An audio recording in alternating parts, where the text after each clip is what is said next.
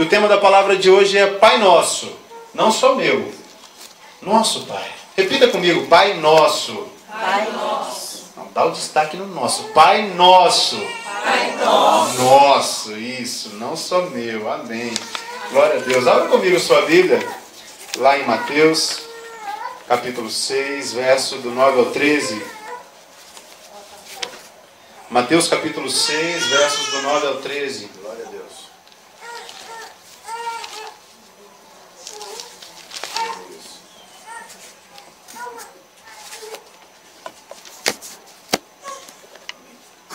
Mateus capítulo 6, versos do 9 ao 13, diz assim a palavra do Senhor. Portanto, vós orareis assim: Pai nosso, que estás nos céus, santificado seja o teu nome. Venha o teu reino, faça-se a tua vontade, assim na terra como no céu. O pão nosso de cada dia dá-nos hoje, e perdoa-nos as nossas dívidas, assim como nós temos perdoado aos nossos devedores, e não nos deixes cair em tentação, mas livra-nos do mal, pois teu é o reino, o poder e a glória para sempre. Amém. Amém. Meu querido irmão, minha querida irmã, você já se sentiu sozinho? Você já se sentiu sozinha? Peguei essa imagem que eu achei assim intrigante, né? No meio do nada, de um abismo, um homem sentadinho, sozinho ali, né? Você já se sentiu como esse rapaz da foto? Parecia que tinha uma imensidão da pessoa mais próxima de você, entre a pessoa mais próxima de você e você. Sozinho. Você já se sentiu sozinho ou sozinha? E é interessante, amados irmãos e irmãs, que é mais difícil ainda. Pior estar sozinho, né? Pior do que estar sozinho é se sentir sozinho, mesmo rodeado de pessoas. Você já se sentiu sozinho, sozinha, rodeado de pessoas? Num lugar cheio e você está sozinho. Pior ainda, né? Acho que é mais duro, é algo que dói nosso coração, né? E, amados irmãos, no CD que nós temos da nossa igreja, né, que você deve ter recebido já, eu falo justamente isso. No tempo em que nós vivemos, onde as pessoas estão cada vez mais individualistas, onde as pessoas estão cada vez mais pensando em si mesmas, cada vez mais egoístas, cada vez pensam menos que precisam umas das outras, apesar de usarem umas às outras o tempo todo. Então eu me relaciono para usar o outro, não com o objetivo de ter uma relação, um crescimento, algo. Eu tenho sempre o interesse na relação com o outro, e normalmente o interesse não do crescimento do outro, mas do meu crescimento. Essa sociedade que a gente vive, que está cada vez mais excludente, cada vez mais os relacionamentos cada vez mais doentios, cada vez mais possessivos, cada vez mais interesseiros, cada vez mais clientelistas. Ou seja, a minha relação é para obter algo de você. Eu sou um cliente seu e você é um cliente meu. E quando essa relação se finda, quando eu não quero mais nada de você, as relações se rompem. E vão cada um para o teu lado. E embora os relacionamentos sejam cada vez mais possessivos, um sentimento de posse do outro, esses laços são cada vez mais líquidos, como dizia Iriel Bauman, né? As relações, os laços que cercam uns aos outros são cada vez mais líquidos, são fluidos, e eles se escorrem facilmente. Essa sociedade que a gente vive, os relacionamentos cada vez mais doentes, e as pessoas cada vez mais sozinhas. Amados irmãos e irmãs, mas este não é o ideal de Deus para nós. E nesta revelação que Jesus faz de Deus, na oração do Pai Nosso, Ele não diz, meu Pai. Poderia ter dito. Quando os discípulos chegam para Ele, Jesus, nos ensine a orar. E Ele fala, vocês vão orar assim então, meu Pai que está no céu. Mas Jesus não fala, meu Pai, Ele fala, Pai Nosso. E não estaria errado se ele dissesse meu Pai. Mas por que Jesus destaca o nosso? Amados irmãos, Jesus destaca o nosso. Porque na comunhão, no encontro com o outro, eu me descubro como pessoa. O outro me faz ser gente. Você só é humano. Você só é um ser humano porque você se relacionou com seres humanos desde que você nasceu. Alguém aqui foi criado por lobos e está aqui nesta noite e fala e anda. Tem uma história, um caso da menina loba, né? Uma moça, eu não sei a história, o que aconteceu, como que ela foi jogada. Eu sei que ela foi criada por lobos. E quando encontraram ela ela nasceu de seres humanos, mas era uma loba. Ela andava quadrúpede, ela não falava, ela não era gente, ela não era humana. Porque o outro é que me faz humano, é na minha relação com o outro que eu me vejo como gente. E é por isso que as pessoas estão neste mundo hoje cada vez mais máquina, cada vez mais frias, cada vez mais insensíveis ao outro, porque tem cada vez menos contato sadio com o outro. E aí muitas vezes nós vamos até a igreja, e na igreja nós muitas vezes deixamos de lado essa comunhão. Ouvimos uma palavra de bênção, uma palavra de vida, uma palavra de prosperidade para a nossa alma, mas o nosso relacionamento acaba ali. Deu 9 horas, acabou o culto, tchau irmão, fui. Cada um para o teu canto, cada um para a tua casa, cada um para o teu lar, e não existe comunhão. Desprezamos o nosso. Na comunhão eu me descubro como pessoa, o outro me faz ser gente. Amados irmãos, Jesus também destaca o nosso, porque na comunhão eu sou confrontado em minhas imperfeições para o meu crescimento. Quem não se relaciona com o outro não cresce. Quem não se relaciona com o outro também não se magoa muito. Porque se relacionar com o outro necessariamente é se abrir para alguns espinhos que pode ter no outro ali, né? Se relacionar com o outro é necessariamente estar exposto a algumas feridas que o outro pode te fazer também. Mas viver sozinho é sinal de não crescimento. Se você deseja crescer na tua vida, se você deseja crescer na tua vida profissional, tenha um bom mentor na tua vida profissional. Se você deseja crescer na tua vida como pessoa, como cidadão, como ser humano, tenha alguém de comunhão na tua vida para te ensinar isso. Se você deseja crescer na tua vida espiritual, você precisa caminhar com um discipulador, com alguém que vai te fazer crescer de forma espiritual. Mas o outro mostra as minhas imperfeições. E como isso é difícil. Meu irmão, você já teve alguém que já te deu um espinho e que você na hora ficou muito bravo, e que você gritou e que você ficou bravo, revoltado com aquilo que a pessoa estava te falando, mas passou um tempinho e você falou, puxa vida, eu acho que ele tem razão mesmo. Você já teve essa experiência, não? Porque o outro me vê como eu sou. O outro vê a minha imagem real. Isso a Isa pode me ajudar, né? Mas acho que tem uma história dessa de psicologia, não tem da imagem virtual e da imagem real. Que na verdade a imagem real não é a que eu faço de mim, é a que o outro vê de mim. É o que eu mostro para o outro, é a minha imagem real. A imagem virtual é a que eu acho que eu sou. E tem muita gente que se acha tão bom, se acha tão santo, se acha tão amável. A gente tinha uma irmã, né, lá numa das igrejas que nós passamos, falava, eu falo com tanto amor. Renata deve ter lembrado quem é. Eu sou uma pessoa tão doce, eu não sei por que os meus netos, sempre que eu falo com eles, já me respondem gritando. E a minha filha também, eu falo, ela já grita comigo. E todo mundo gritava com a senhorinha. E ela é tão doce, mas aí a gente começava a ver ela nas relações. E ela achava que era doce, mas ela dava umas patadas nos outros também, que a imagem real é o outro quem vai te dizer. E o outro muitas vezes vai nos confrontar e vai dizer, olha meu querido, você precisa melhorar nisso. Quem aqui é casado sabe do que eu estou falando. Como que o cônjuge é uma bênção para nos tratar, para nos confrontar. E quando você acha que está tudo bem, ele fala, olha, mas você está fazendo tudo errado, meu querido. E na hora a gente, mas não, e a gente tenta se defender, tenta escapar de um lado e do outro, mas ela conhece a pessoa mais próxima de nós e ele vai saber o que está falando. Irmãos e irmãs, quando nós andamos juntos, o outro é quem nos confronta e a gente não gosta de ser confrontado.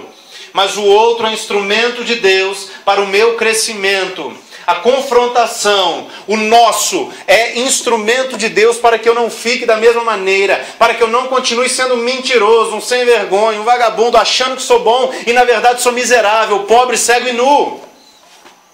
A confrontação é necessária na nossa vida. Não fuja da confrontação, meu querido, minha querida. É por isso que Jesus destacou o nosso. Ele não disse apenas meu Pai. E tem mais, ao dizer Pai Nosso, o Senhor está nos dizendo, primeira coisa, que a mesma relação de pai e filho que Jesus tinha com Deus, nós também podemos ter. Jesus, ao dizer Pai Nosso, Ele está nos colocando no mesmo patamar que Ele tinha com o Pai. Ele está se igualando. Ele não disse, meu Pai e desses aqui também. Ele não fala, meu Pai e tio desses aí. Meu Pai. Não, Pai Nosso. E Ele fala com os seus discípulos. Eu imagino Jesus, não sei se Ele estava de mão dada. Ele fala, vocês querem orar? Então vamos orar. Vocês vão orar assim, ó, Pai Nosso. E a primeira palavra já deve ter estourado o coração dos discípulos, como nós vimos na semana passada. E aí eu não posso deixar de fazer propaganda, né? Você que não veio, perdeu, né? Mas corre atrás agora, né, Varão? Mas, porque a primeira palavra, Pai, já deve ter tocado no profundo do coração daqueles discípulos, quando eles pensaram, Deus é meu Pai. E não apenas isso, Jesus diz, Pai Nosso. E você imagina um discípulo de Jesus, estava começando ainda a seguir Jesus, mas já tinha visto Ele fazendo alguns milagres. E fala, mas pastor, eu também vou poder fazer milagre. Amados irmãos e irmãs, Jesus diz, em João 14:12, em verdade vos digo, que aquele que crê em mim, fará também as obras que eu faço, e outras maiores fará, porque eu vou para junto do Pai. Quem crê em mim não vai fazer apenas isso que eu estou fazendo, vai fazer obras maiores.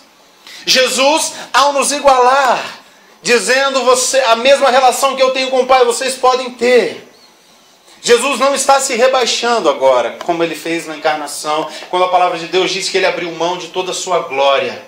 Ele, sendo Deus, não quis com usurpação ser igual a Deus, mas abriu mão de tudo e veio ser homem. E aí Ele se humilhou, Ele se rebaixou para ser como nós. Mas agora não. Ele nos coloca no mesmo patamar, mas nos eleva à condição de filhos de Deus. E como nós vimos no domingo passado, 1 João 3:1, vede que grande amor nos tem concedido o Pai, a ponto de sermos chamados filhos de Deus. Jesus, quando nos iguala com Ele na relação com o Pai, é uma honra, é um privilégio ser filho de Deus. Amados irmãos, mas Jesus morreu e ressuscitou. Também vão ressuscitar? Vai! Claro que vai. A palavra de Deus nos garante isso em 1 Coríntios 6,14. Deus ressuscitou o Senhor Jesus e também nos ressuscitará a nós pelo seu poder. Quem crê em mim, Jesus diz isso, ainda que morra, viverá. Eu sou a ressurreição e a vida.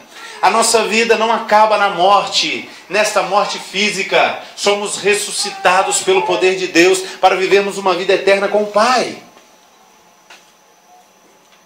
A mesma obra que Deus fez na vida de Jesus, Ele pode fazer na tua vida. Que grande amor é esse? Por isso Jesus destacou o Pai Nosso. A segunda coisa que Jesus faz ao destacar o nosso, Jesus declara abertamente a vontade de Deus, que seu povo seja um. A vontade de Deus é que sejamos um. Olha a oração de Jesus em João 17, 21 a 22. Você pode abrir comigo a sua Bíblia? João 17, do 21 ao 22.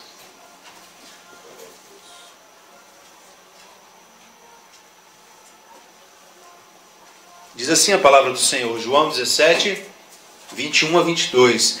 A fim de que todos sejam um. E como és tu, ó Pai, em mim, e eu em ti, também sejam eles em nós, para que o mundo creia que tu me enviaste.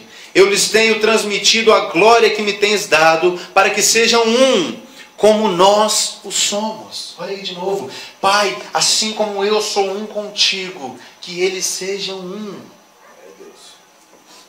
Amados irmãos e irmãs, Deus nos chama para que sejamos um.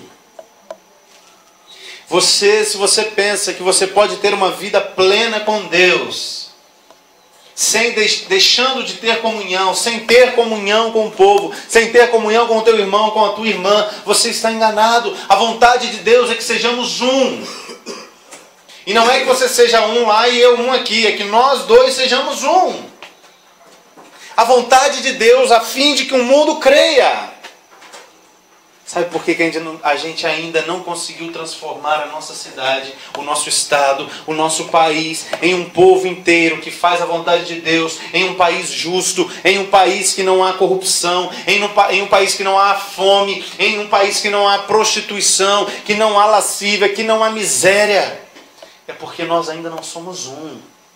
Porque quando formos verdadeiramente um, a igreja do Senhor, quando a igreja do Senhor for um na terra, eu não estou falando de juntar todo mundo agora é metodista, todo mundo é metodista, não. Apesar das diferenças, apesar de alguns pensamentos diferentes, nós declararmos Jesus como Cristo e vivermos verdadeiramente como irmãos uns dos outros, o mundo irá crer. A fim de que o mundo creia. A oração de Jesus pela igreja. Senhor, para que o mundo creia, faça-os um. Você quer ganhar lá o teu vizinho para Jesus? Você quer ganhar o teu colega de trabalho para Jesus? Seja um com a igreja de Cristo. Você quer ter a tua vida transformada? Seja um com o corpo de Cristo. Você quer se ver livre dos vícios, do pecado, do cigarro, da bebida? Seja um no corpo de Cristo. Se você tem se afastado dos caminhos do Senhor, se você tem tido vontade de caminhar caminhos longe da presença de Deus, cuidado, você vai cair. Volte para o rebanho do Senhor, seja um com o corpo de Cristo. E amados irmãos e irmãs, nós precisamos tomar muito cuidado, porque temos vivido dias terríveis, onde muitas pessoas falam, você não precisa mais ir à igreja não, basta ir acessar a internet, ou se ligar neste canal de televisão todos os dias nesse horário. As pessoas estão recebendo até Santa Ceia pelo Sedex, meu Deus. Glória a Deus, não, misericórdia, está amarrado em nome de Jesus. Santa Ceia pelo Sedex, não. Está amarrado em nome de Jesus. Pessoas que querem viver uma vida sozinha e estão na sua casa vendo um programa de televisão e estão recebendo a palavra do Senhor, eu creio, estão recebendo, e todo dia acessa uma pregação no YouTube, ouve um louvor maravilhoso, acessa a presença de Deus e acha que está tudo certo. Não!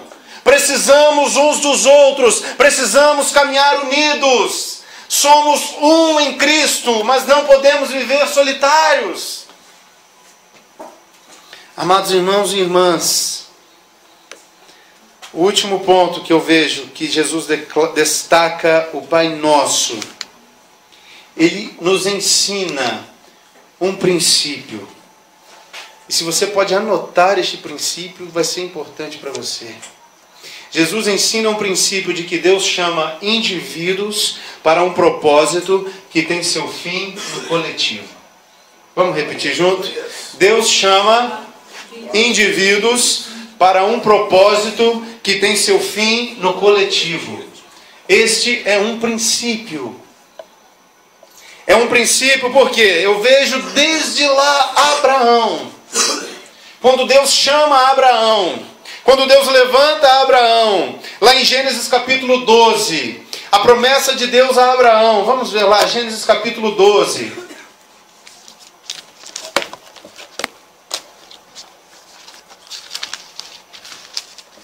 Deus chama um homem, Abraão, que aí aqui ainda chamava Abrão.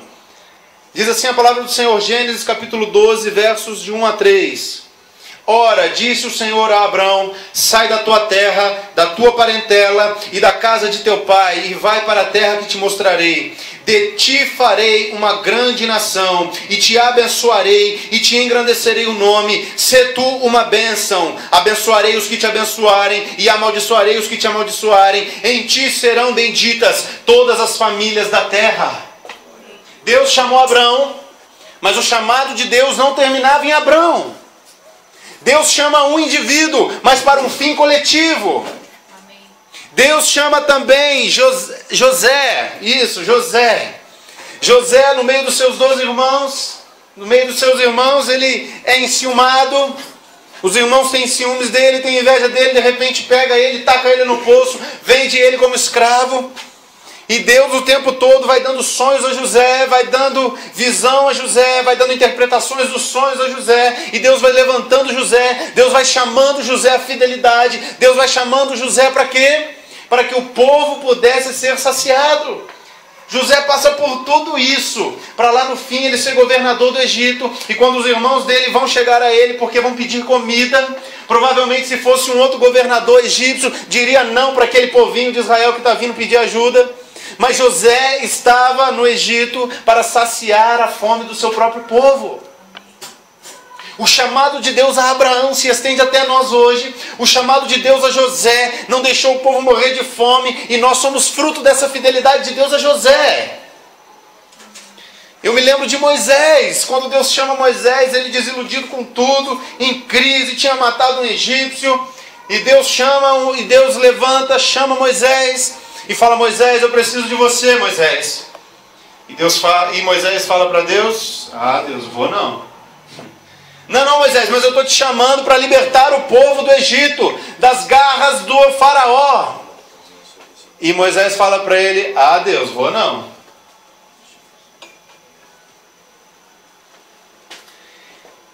Deus vira para Moisés e fala: Moisés, eu estou te chamando para você libertar o povo do Egito, da escravidão do Egito. E Moisés fala: Senhor, não vou não. E aí, mas Moisés pega aí a vara, taca a vara no chão, e ele taca a vara no chão, e a vara vira uma serpente, ele fica com medo, eu falo: pega agora a vara, e pegou de novo, e vira a vara de novo. E agora, Moisés, tu vai, eu vou ser contigo. Deus, vou não. Moisés, enfia a mão aí na tua túnica, enfiou a mão, tirou a mão leprosa, ele assusta, põe a mão de novo, Moisés, ele põe a mão de novo, a mão sai limpa. Tá vendo, Moisés, eu vou ser contigo, Moisés, eu vou fazer esses sinais. Deus, vou não. Moisés, o que você quer? Não, chama outro. Tá bom, Moisés. Deus fala: então tá bom, Moisés, eu vou chamar teu irmão Arão para ir com você. Então tá bom, Deus, se Arão for comigo, eu vou. Moisés entendia esse princípio de caminhar junto. Apesar do próprio Deus falando que ia com ele, mas ele queria alguém semelhante a ele, alguém junto, que ele pudesse ver, que ele pudesse caminhar junto. E o propósito, quando Deus levanta Moisés, não é com um fim em Moisés, era para libertar todo o povo de Israel no Egito, que estava sendo escravizado. Deus levanta juízes, profetas, reis e sacerdotes para abençoar e guiar o povo. Jesus, quando vem, ele vem para viver e morrer por toda a humanidade. Cristo, quando voltar, ele vai voltar para quê? Para buscar uma pessoa? Para buscar a igreja. Cristo, quando voltar, vai buscar um povo santo, de propriedade exclusiva de Deus, raça eleita, sacerdócio real. Cristo, quando voltar, vai buscar a noiva, vai buscar a igreja. Eu não sou igreja sozinho, meu irmão. Eu não sou igreja sem você. Mas você também não é igreja sem o teu irmão, você também não é igreja sem uns com os outros.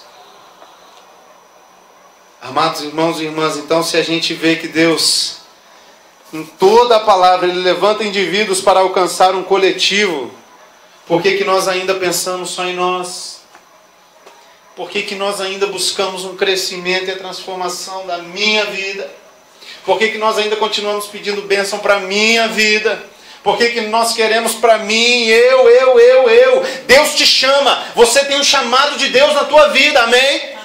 Deus tem um chamado na tua vida. Deus te chama, mas não é para você mesmo. A obra de Deus na tua vida não pode, não deve, não é para terminar em você. O chamado de Deus na tua vida é para um coletivo, é para algo maior.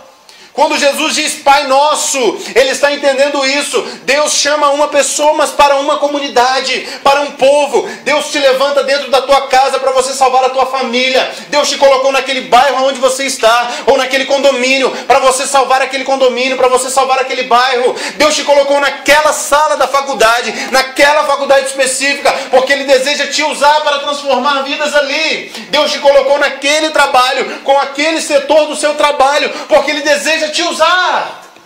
E muitas vezes a gente vai vivendo como crentes que vamos à igreja, ouvimos a palavra, vamos embora, vamos na igreja, ouvimos a palavra, louvamos ao Senhor, vamos embora, vamos na igreja, ouvimos a palavra, louvamos ao Senhor, vamos embora, e nada muda. Deus deseja usar a tua vida para marcar a nossa geração. Deus está levantando homens e mulheres aqui neste lugar que querem marcar a geração de Piracicaba, que querem dizer: Senhor, nós não queremos mais um país desta maneira. Deus deseja levantar uma juventude forte, que não apenas vai para a rua fazer barulho, mas que realmente deseja mudar e que vai se infiltrar de verdade na política, para transformar a política do nosso país, vai transformar a economia do nosso país, transformar a educação do nosso país. Deus deseja te usar para transformar a realidade da nossa geração. E mais, para transformar o destino eterno de pessoas que estão hoje ao teu lado, eternamente condenadas ao inferno. Deus deseja te usar para que elas estejam eternamente no céu conosco. O chamado de Deus para a tua vida não é somente para você. Deus levanta indivíduos para um fim que tem, para um propósito que tem o seu fim no coletivo. Não perca isso de vista, meu irmão, minha irmã. Amados irmãos e irmãs, que nós possamos então viver em comunhão. A minha oração é que nós possamos viver em comunhão. A minha oração é que sejamos um, porque esta é a vontade do Pai.